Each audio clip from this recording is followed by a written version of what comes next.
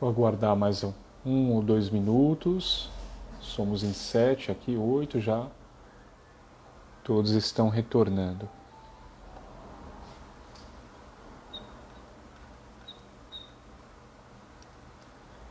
Vocês que já voltaram, se quiserem, deixem as suas Bíblias abertas no livro de Provérbios, capítulo 8. 11 membros. Estávamos, se eu não me engano, acredito que em 16.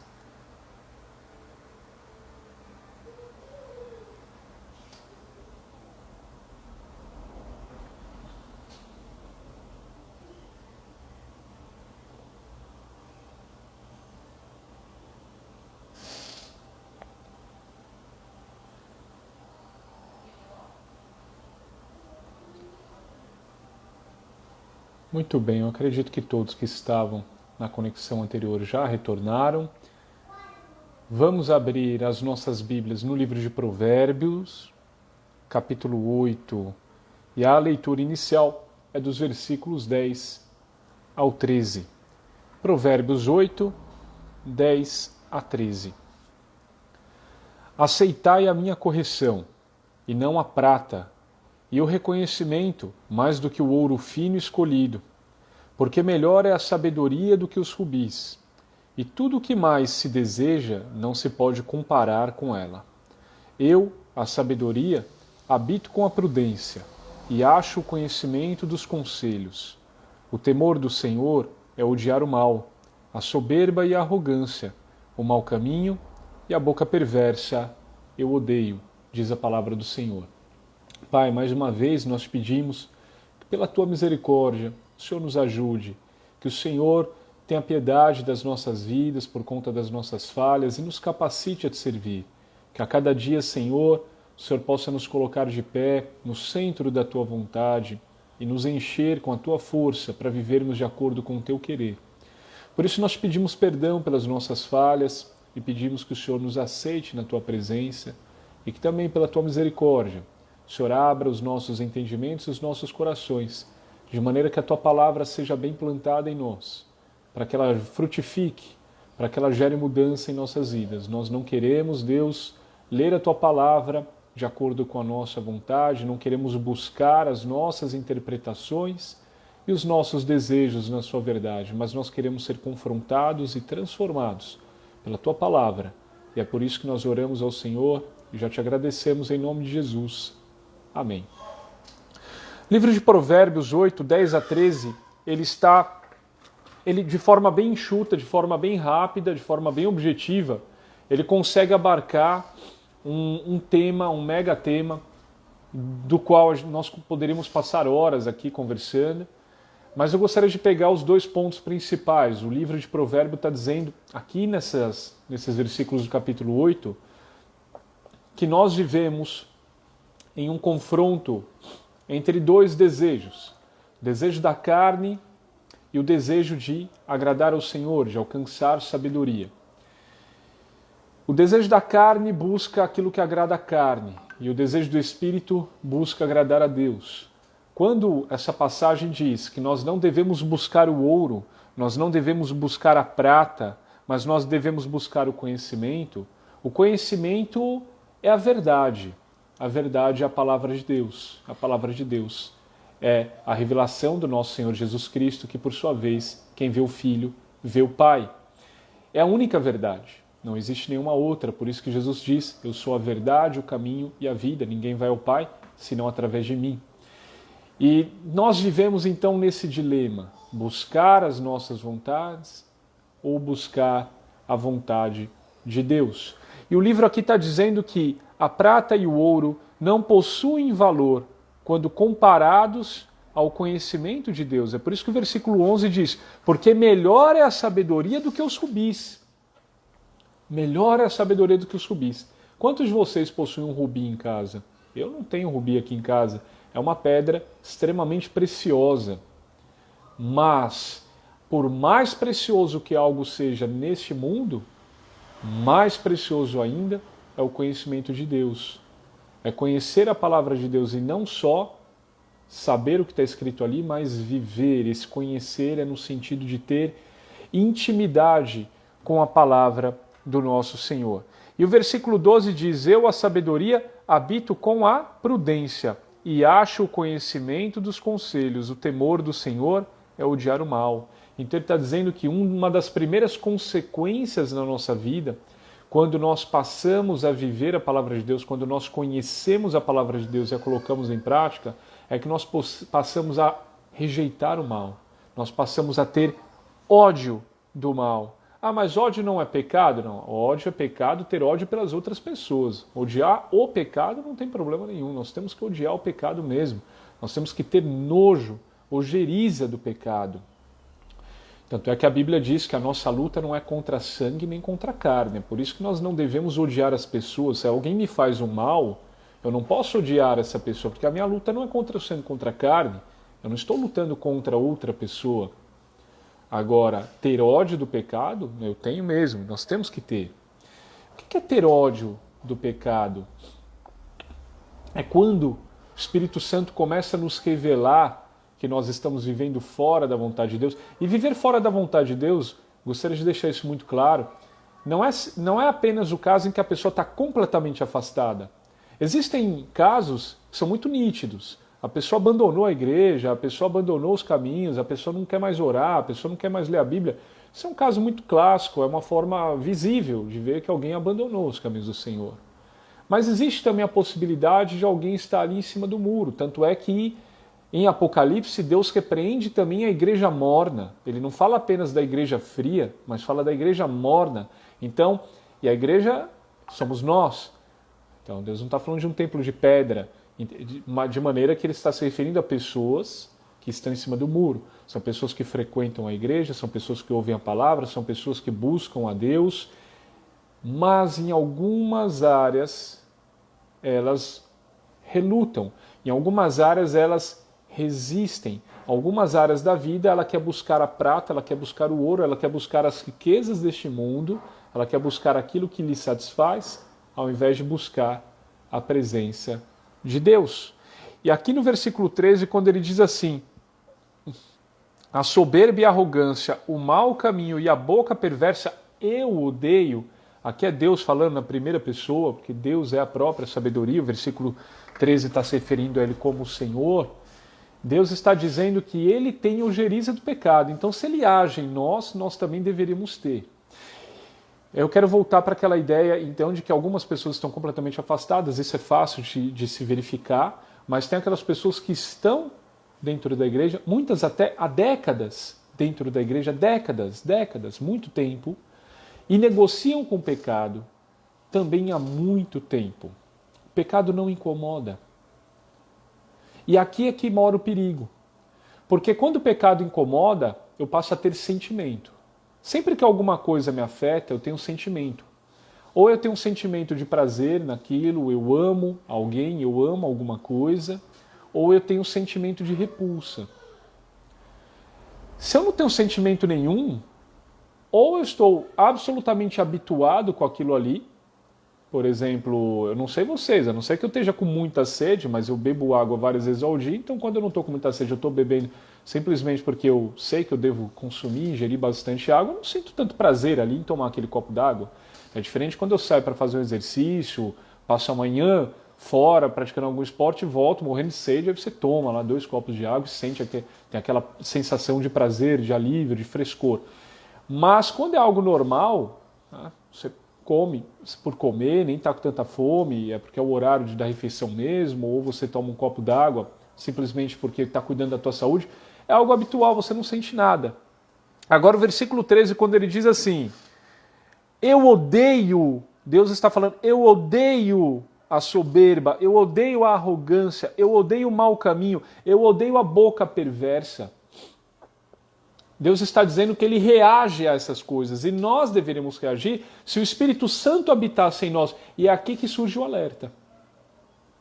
Porque se eu estou praticando pecado e eu não estou reagindo a isso, é um sinal grave. Primeiro, se a pessoa está praticando pecado e está sentindo prazer, não tem o que discutir, a pessoa está completamente afastada. Agora, a pessoa, por outro lado, pode estar praticando pecado e não está sentindo nada. não está sentindo absolutamente nada. E deveria estar sentindo ojeriza, porque muitas vezes nós erramos, nós cometemos um pecado, sem desejar cometer, e estamos em luta contra aquele pecado, declaramos guerra contra esse mau hábito na nossa vida, e quando a gente erra, a gente fica mal por conta disso, a gente fica com raiva por ter cometido aquele erro, fica muito triste, fica muito chateado, e a primeira reação é buscar o Senhor, orar e pedir perdão por aquele erro. Mas vamos imaginar que eu vivo, por exemplo, enganando alguém. A minha vida é enganar alguém. Todos os dias eu engano alguém. Todos os dias eu engano minha esposa, ou a esposa engana o marido. E a pessoa não sente absolutamente nada. A pessoa não tem sequer um remorso. Aquilo se tornou algo natural. Ou a pessoa vive de praticar pequenos furtos dentro da empresa, nos locais por onde passa. Ou, não é furto, mas a pessoa está praticando ali pequenos estelionatos, enganando as pessoas, no trabalho, na atividade empresarial, como empresário. Está sempre tentando levar vantagem em cima dos outros. E não sente nada. Não há qualquer abalo, não há qualquer impacto.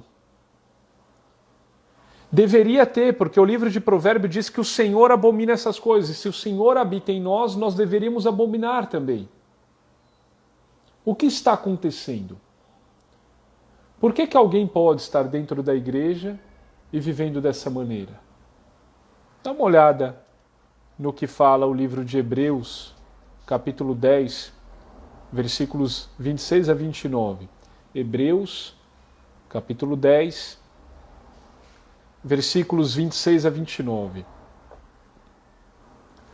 Porque se pecarmos voluntariamente, depois de termos recebido o conhecimento da verdade, já não resta mais sacrifício pelos pecados, mas uma certa expectação horrível de juízo e ardor de fogo, que há de devorar os adversários. Quebrantando alguém a lei de Moisés, morre sem misericórdia, só pela palavra de 2 ou 3 testemunhas. De quanto maior castigo cuidai vós, será julgado merecedor aquele que pisar o Filho de Deus, e tiver por profano o sangue da aliança com que foi santificado, e fizer agravo ao Espírito da graça, pergunta o escritor sagrado. Vejam, aqui em Hebreus 10, versículos 26 a 29, o que está sendo falado é que no Antigo Testamento, se alguém descumprisse a lei, e fosse demonstrado isso daí através de 2 ou 3 testemunhas, essa pessoa seria digna de morte. O segundo livro do Pentateuco, lá em Êxodo, eu não me lembro agora, deve ser capítulo 22, ali ao redor do 22, nós temos uma série de regras. Por exemplo, filhos que são desrespeitosos aos seus pais, filhos que desonram os seus pais. A Bíblia fala, merece a morte, deve ser morto. O adúltero ou adúltera deve ser morto. Aquele que pratica bruxaria, que é envolvido com adoração aos demônios, a culto a outros ídolos, a outros deuses, deve ser morto. Como que isso se reflete no Novo Testamento? Morte espiritual. Aqueles que praticam tais condutas estão mortos espiritualmente. E aí o escritor sagrado ele faz essa comparação. Quebrantando alguém a lei de Moisés, morre sem misericórdia. E aí no versículo 29 ele compara com o Novo Testamento, com a nova aliança. Ele diz, olha, se quando se descumpria a lei de Moisés, a pessoa era digna de morte, quanto mais agora, alguém que teoricamente se converteu, deu um sim para Jesus, mas continua vivendo como se não tivesse conhecido a Cristo. E o escritor sagrado não está falando de vida religiosa. O escritor sagrado não está falando de uma vida de aparência, porque uma vida de aparência é fácil. Qualquer ator consegue simular uma outra vida no momento em que ele desejar. Mas o escritor aqui ele está falando de uma pessoa que está na igreja, muitas vezes há muito tempo, mas em algumas áreas, não necessariamente em todas. Lá na igreja, aparência de santidade, mas algumas áreas da sua vida são dominadas pelo pecado. como os exemplos que eu dei. Pessoa que vive enganando, pessoa que vive traindo. De tempos em tempos, ouve-se falar, a Igreja Assembleia de Cristo não está imune a esse tipo de situação, assim como nenhuma outra igreja, por exemplo, de pessoas que estão na igreja há tanto tempo e são flagradas em adultério, são flagradas praticando fornicação. Descobre-se que a pessoa está traindo a esposa, a pessoa está traindo o marido.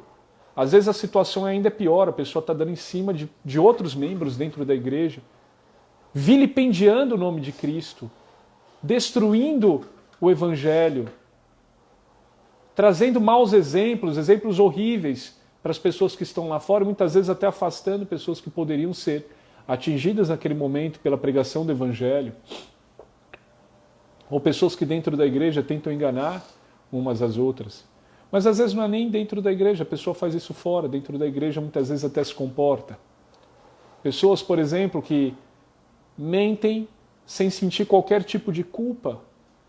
Já ouvi até pessoas quando confrontadas por mentir todos os dias, compulsivamente, a pessoa fala, não, mas todo mundo mente, isso é normal. Mentir todo mundo mente. Então mentir pode, não tem problema mentir. E aí o que acontece? Começam a relativizar o pecado. O pecado começa a ser justificado. Se todos fazem, eu também vou fazer. Na mente da pessoa, o que ela faz, todo mundo faz também. É aquele ditado, quem disso usa, disso cuida. Então quem muito pratica aquela ação, acha que todos os outros praticam também. A pessoa que rouba, acha que todo mundo rouba. E aqui Hebreus 10, ele traz uma palavra muito pesada. E nós estamos vivendo nesses últimos tempos um racha na igreja. E era inevitável mesmo. Ao mesmo tempo em que alguns líderes, algumas igrejas ainda insistem em pregar a palavra na sua forma mais pura, sem acrescentar nada, sem retirar nada, sem tentar florear, sem tentar modificar o contexto. E essas igrejas ou esses pastores geralmente não são os mais desejados, não é quem mais as pessoas gostam de ouvir. Ao mesmo tempo, por outro lado, sobram pastores fofinhos, que mais parecem ursinhos de pelúcia, que dá vontade de abraçar, que não ofendem, porque não pregam a palavra, que não escandalizam, porque não pregam a palavra. E quando pregam a palavra floreada, modificada, deturpada, porque estão preocupados mais em agradar o seu público. Não é o nosso caso. Então Hebreus 10 está trazendo uma palavra extremamente pesada, e ela é pesada mesmo. E o propósito do escritor sagrado, movido pelo Espírito Santo aqui nessa passagem, é nos incomodar, é nos provocar a uma mudança, é nos confrontar. Aliás, se você lê a Bíblia todos os dias e não se sente confrontado por ela, deixa eu te dar um aviso, você está lendo mal, você está lendo errado. A Bíblia nos confronta. Se a Bíblia não nos confrontasse, isso significaria que nós já vivemos de acordo com a Bíblia. Nós não temos falhas. Nós já cumprimos a Bíblia 100%. Isso não é verdade.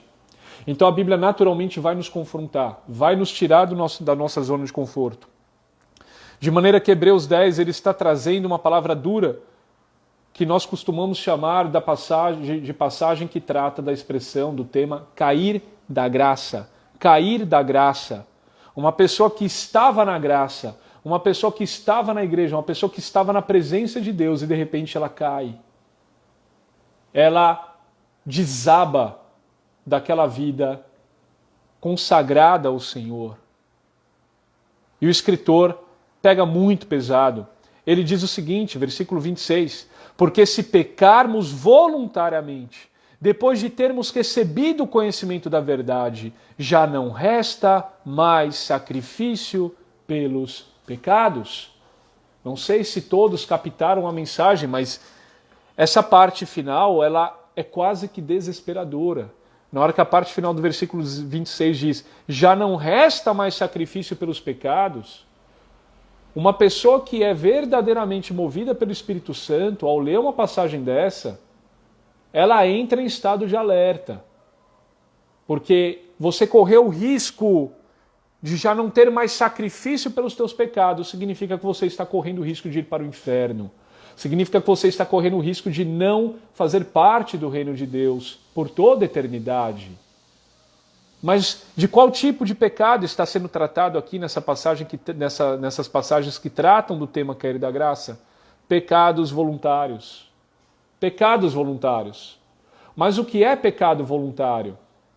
Existem pecados involuntários e pecados voluntários.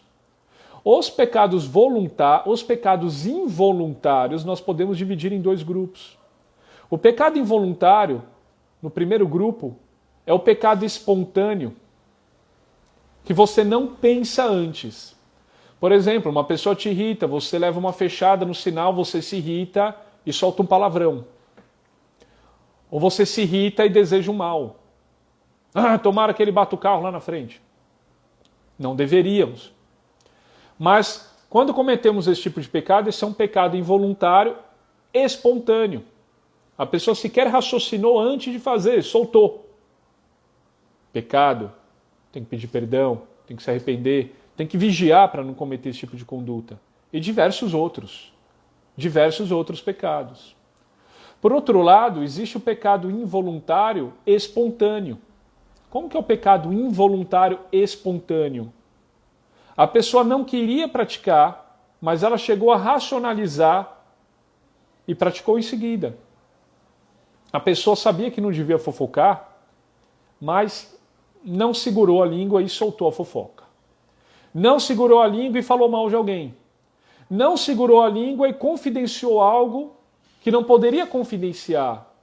Um assunto que essa pessoa havia prometido, por exemplo, sigilo total. E vai lá e fala para alguém. É aquele famoso, olha, se eu te contar, você não conta para ninguém. Fulano me contou, mas pediu para eu não contar para ninguém. Então não conte. Aí a pessoa, não, mas eu vou te contar e você também não conta para ninguém. Já acabou o segredo. Nesse caso, se a pessoa faz e já faz se sentindo mal, arrependida, desejando parar com isso, e de certa forma ainda há uma reiteração, vez ou outra, acaba incidindo no mesmo erro, mas está lutando contra isso. Quando pratica esse erro, por exemplo, vai lá e fala mal de alguém, mas fala com o coração pesado. Está com um vício, está com uma compulsão e está lutando contra.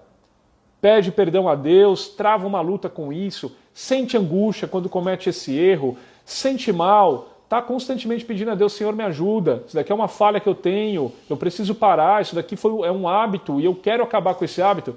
Isso aqui ainda nós classificamos como pecado involuntário, espontâneo. Mas então, se isso é um pecado involuntário, qual seria um pecado voluntário? Porque muitos acham que esse exemplo seria de um pecado voluntário. Não é. O pecado voluntário é quando eu peco deliberadamente. Eu decido pecar. Esse é um modo de vida, isso é um hábito arraigado e eu não luto contra. Eu simplesmente não luto contra. A pessoa deixa rolar. Tem aqueles desejos perversos, aqueles comportamentos perversos, aqueles hábitos, e justifica. No lugar de arrependimento e de luta contra esse pecado, porque alguns pecados, pessoal, é muito fácil. Por exemplo, eu vou lutar contra o pecado do homicídio. Ok, para mim é tranquilo. Eu nunca me envolvi com homicídio.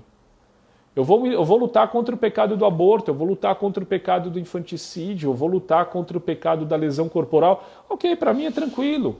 Não faz parte do meu dia a dia bater nas pessoas, lesão corporal, não faz parte da minha vida tentar contra a vida de ninguém. Isso aqui é muito tranquilo. E geralmente é fácil para nós apontar o pecado dos outros quando é algo tranquilo para nós, não é? É muito fácil falar, por exemplo, que todo bandido, todo homicida merece a morte, porque esse não é um vício meu, esse é um vício dele. Então quem merece a morte são as pessoas que têm vícios que eu não tenho. Mas e quando são os meus vícios? Será que nós falamos que merece a morte quem fofoca? Ou merece a morte quem se irrita, quem explode com facilidade? Ou merece a morte os homens que têm o costume de olhar para outras mulheres com desejos pecaminosos? Ou mulheres que fazem isso também, com desejos pecaminosos? Aí já muda, não é? Aí a gente já começa a pensar que não merece a morte.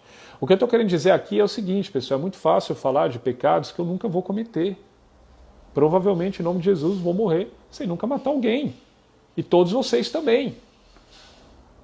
Agora, e os pecados? E os pecados que ficaram enraizados em nós? Contra esses, nós lutamos constantemente. Contra esses, nós temos que declarar guerra. E todos nós temos os vícios próprios. Todos nós temos aquelas falhas que, particularmente, nós temos dificuldade de abrir mão. E, geralmente, são pecados que nós consideramos pequenos, porque são pecados de estimação. Ou porque são pecados que nós praticamos há muito tempo, então nós tendemos a relevar. Ah, não, isso daqui todo mundo faz. Isso daqui é pequeno, isso daqui é tranquilo. Né? Pecado é pecado. E aí, quando eu falo dos pecados involuntários e espontâneos, a grande diferença deles para o pecado voluntário é que no pecado involuntário e espontâneo eu estou lutando contra ele, não é voluntário. Eu não decidi deliberadamente viver daquela maneira. Eu não quero mais viver daquela maneira. Por mais que o mundo diga que aquele pecado é pequeno, eu não quero mais, eu não aceito. E aí eu vou para aquela primeira passagem de Provérbios. Quando eu faço, eu me sinto mal, eu me sinto péssimo. Eu fico com raiva por ter praticado aquele pecado, ou até mesmo enojado. Pelo contrário, por outro lado, o pecado voluntário, o pecado voluntário, a pessoa quando pratica, e geralmente o voluntário a pessoa pratica constantemente, dia após dia, ela já não sente mais nada. E ao invés de pedir perdão, ela relativiza. E chega um momento que se torna tão comum que nem relativizar não relativiza mais. Já faz parte do dia a dia. A pessoa nem pensa mais naquilo. É algo que está enraizado na rotina daquela pessoa e a pessoa sequer pensa, nem mais tenta justificar. Se tornou absolutamente natural. Tão natural quanto acordar e tomar um café da manhã. Tão natural quanto lavar o rosto ao se levantar. Tão natural quanto apagar a luz ao se deitar para dormir. Esses pecados, Deus trata com dureza. Todos nos levam à morte, mas esses nos levam a uma morte espiritual dentro da igreja. Esse Deus retrata aqui em Hebreus 10 falando, cuidado, se você entrar nessa situação, se você entrar nesse comportamento, você corre o risco de cair da graça. Cair da graça. E o cair da graça é perigosíssimo, porque o escritor sagrado diz que não há sangue para perdoar esse tipo de pecado. Significa que o sacrifício de Cristo ele passa a não ter mais suficiência nesse aspecto. Não porque Cristo não seja suficiente, não porque Cristo não seja poderoso, mas porque eu passo a rejeitar a Cristo. E aceitar a Cristo é uma decisão. Se eu rejeito a Cristo, Deus não me obriga a aceitá-lo. E o cair da graça se torna algo horrível. Porque se pecarmos voluntariamente depois de termos recebido o conhecimento da verdade, já não resta mais sacrifício pelos pecados. E aqui nesse momento, então, eu preciso orar constantemente pedindo, Senhor, me livra dos meus pecados, especialmente daqueles que eu não enxergo. Especialmente daqueles pecados que eu não tenho sentido. Especialmente daqueles pecados que para mim se tornaram naturais, que já não me incomodam mais.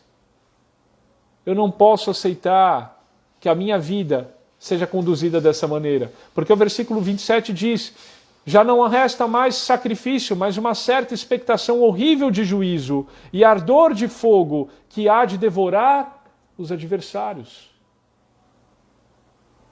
Vamos imaginar, por exemplo, que na minha vida tenha se tornado um hábito a mentira. Eu minto todos os dias. Mesmo que não precise, pessoa mente. Mentira atrás de mentira. Mentira após mentira. Às vezes nem precisa, poderia falar a verdade, que era uma situação normal, a pessoa está tão habituada a mentir que mente, por qualquer coisa, mente, engana. E já não há mais arrependimento, já não há mais remorso. O coração não fica mais abalado. Hebreus 10. Você corre o risco de já não ser mais purificado pelo sangue de Jesus. Mas, Vitor, é possível isso acontecer porque o sangue de Jesus é suficiente para perdoar todos os pecados que são precedidos que são seguidos de arrependimento. O sacrifício de Jesus é suficiente para perdoar aqueles que se arrependem e o buscam com sinceridade de espírito. Mas se eu vivo como o livro de Provérbios estava repreendendo, não buscando sabedoria, não buscando viver de acordo com a palavra, mas buscando as coisas do mundo, me agradar, me satisfazer, e o pecado satisfaz a nossa carne, como esperar essa purificação que vem pelo sacrifício de Jesus? Se a pessoa diz não para Jesus, diz sim com as suas ações, diz sim com uma vida religiosa, mas no dia a dia, com os seus comportamentos, diz não para o Senhor Jesus. Lá no livro de Salmo, capítulo 50, Salmo 50, versículos 17 a 22, diz: visto que odeias a correção e lanças as minhas palavras para detrás de ti, quando vês o ladrão, consentes com ele e tens a tua parte com adúlteros, soltas a tua boca para o mal e a tua língua compõe o engano. Assenta-te a falar contra teu irmão, falas mal contra o filho de tua mãe. Estas coisas tens feito, e eu me calei.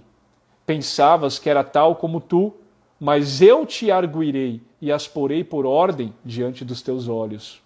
Ouvi, pois, isto, vós que vos esqueceis de Deus, para que eu vos não faça em pedaços, sem haver quem vos livre.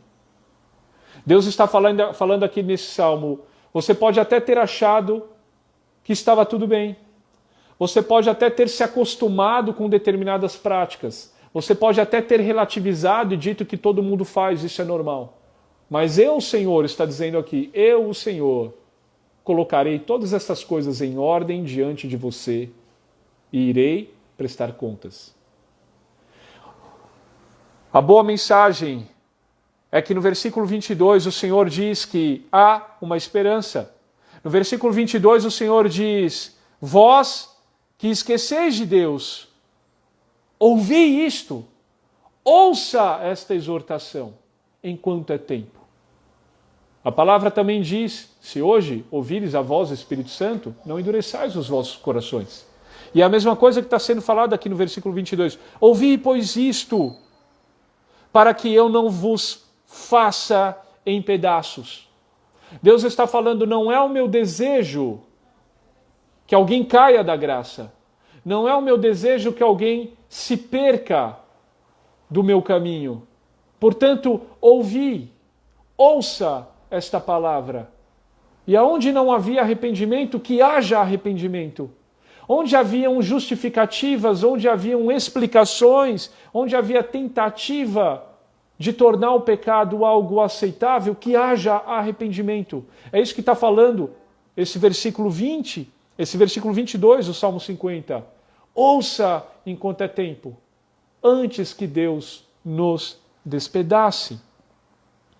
Já lá no livro de Provérbios, capítulo 19, versículo 20, a palavra diz: ouve o conselho e recebe a correção, para que no fim sejas sábio. Quem é sábio? Sábio é quem é cheio da palavra de Deus. Essa sabedoria não tem relação com a inteligência humana, com a capacidade de construir coisas, de desenvolver ideias humanas. Sabedoria aqui é ser cheio da palavra. Mas ser cheio da palavra não é memorizar a palavra, porque senão o meu computador seria sábio à luz da Bíblia. Ele memoriza toda a Bíblia, ele tem a Bíblia em várias versões, em vários idiomas.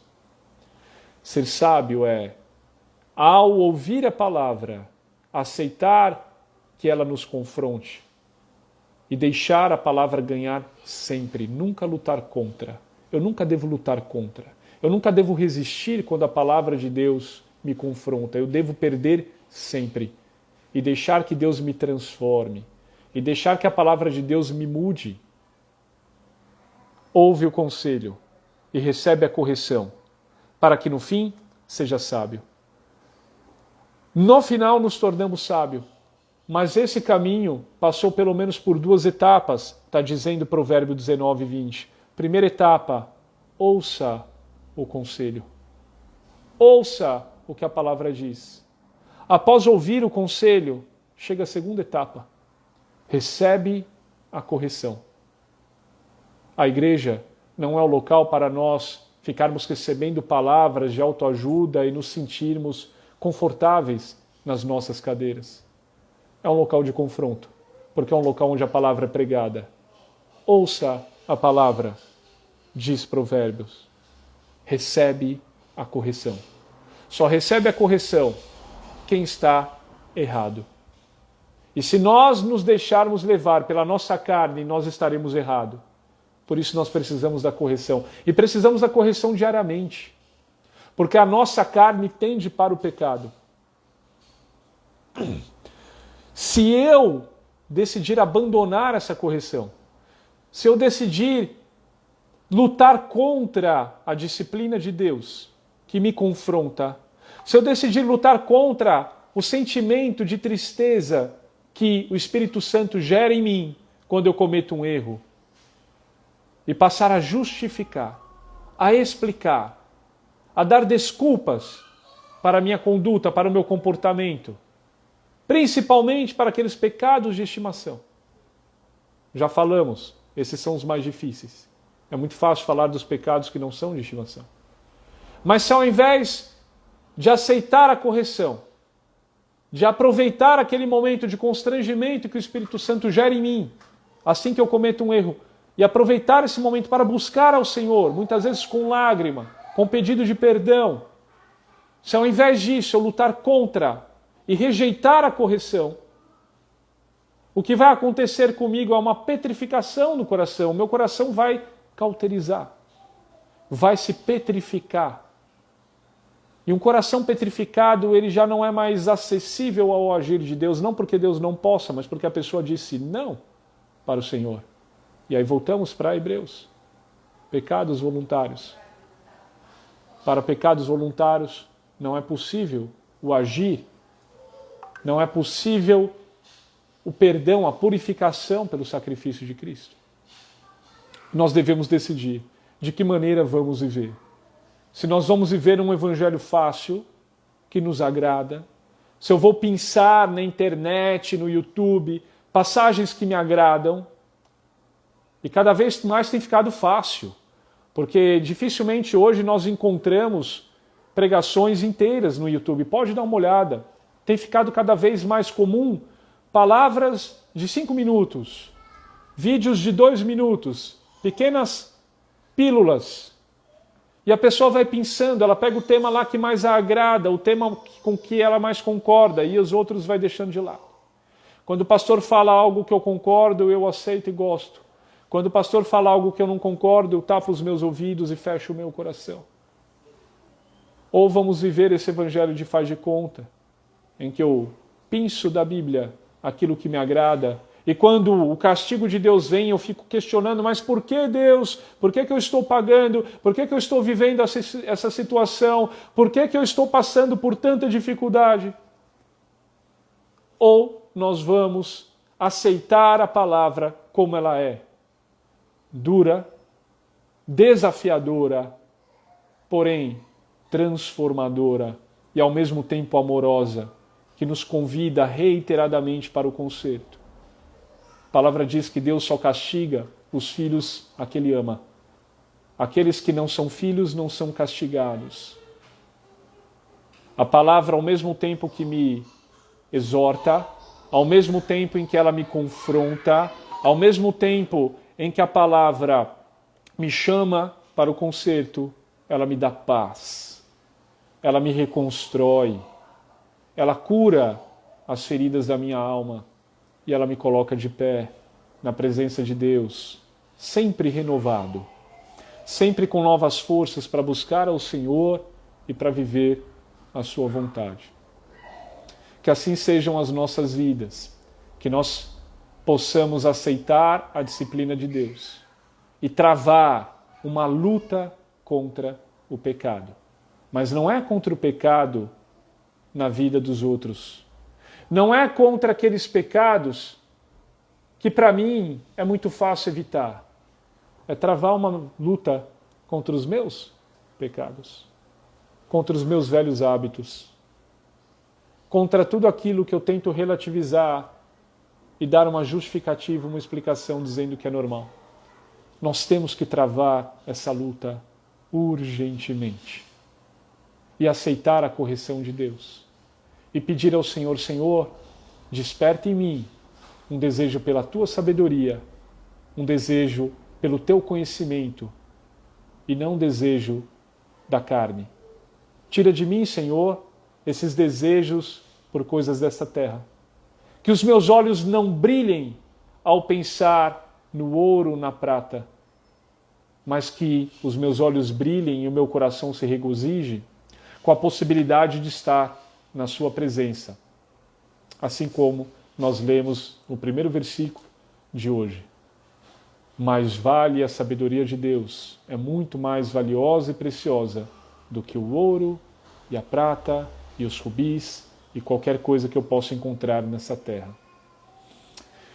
Deus os abençoe, que essa palavra seja bem plantada dentro de cada um de nós e que ela possa gerar mudança em nós dia após dia.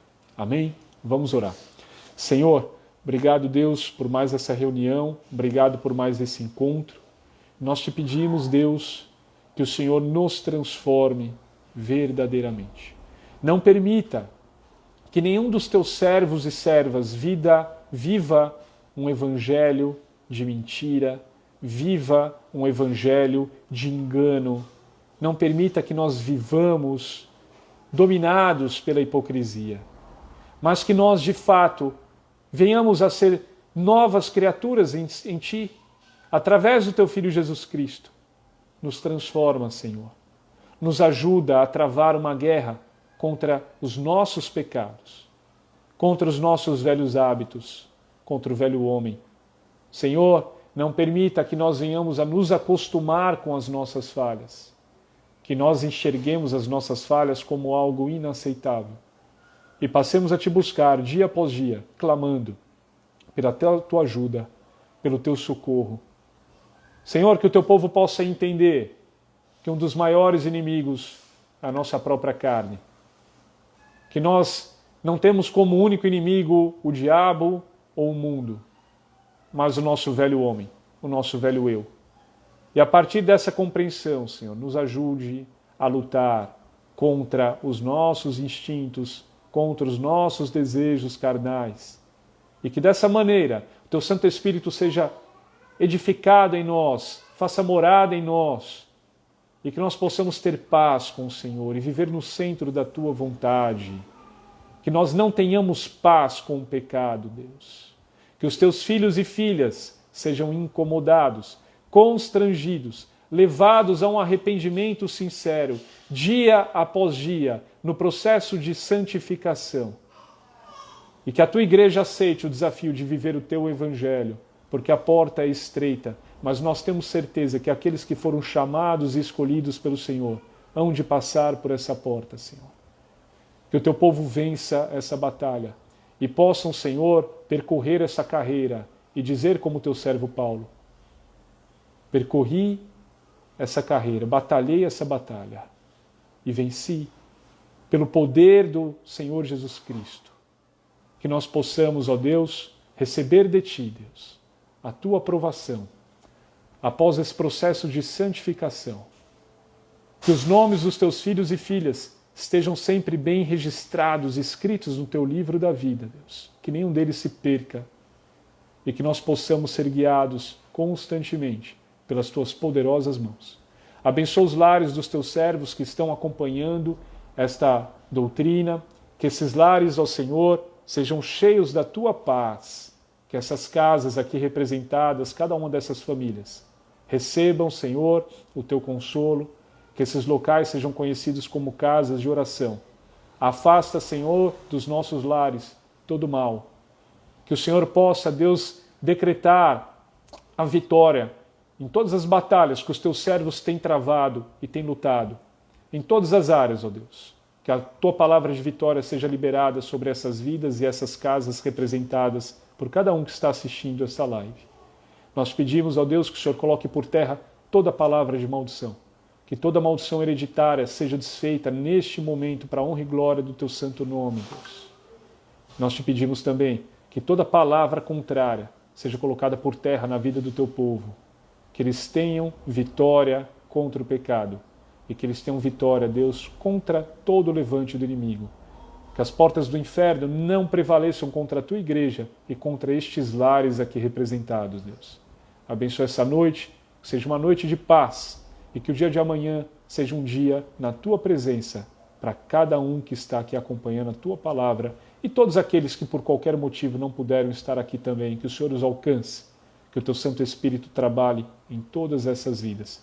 Nós pedimos por fim, Deus, por todos aqueles que estão sendo perseguidos, especialmente no Afeganistão, nesse momento dramático, como igreja, nós te clamamos, Senhor.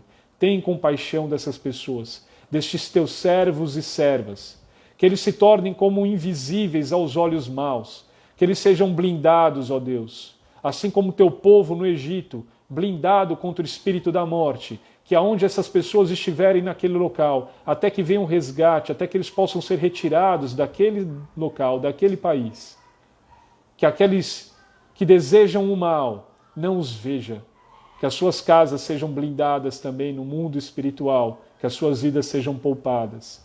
Nós te pedimos, Deus, tem misericórdia de todos aqueles que estão lá em teu nome, fazendo a tua obra. Dá livramento, Senhor, para a tua igreja também naquela região do mundo. No nome santo do seu Filho Jesus Cristo, nós oramos ao Senhor e já te agradecemos pelas tuas infinitas misericórdias em nossas vidas. Amém. Que a paz, o amor e a misericórdia do nosso Deus esteja com cada um de vocês. Que o Espírito Santo habite em seus corações todos os dias e que a chama do Espírito Santo seja renovada em seus lares e em suas vidas por todos os dias das suas vidas, em nome de Jesus. Deus os abençoe e até o próximo encontro. Fiquem em paz. Até mais.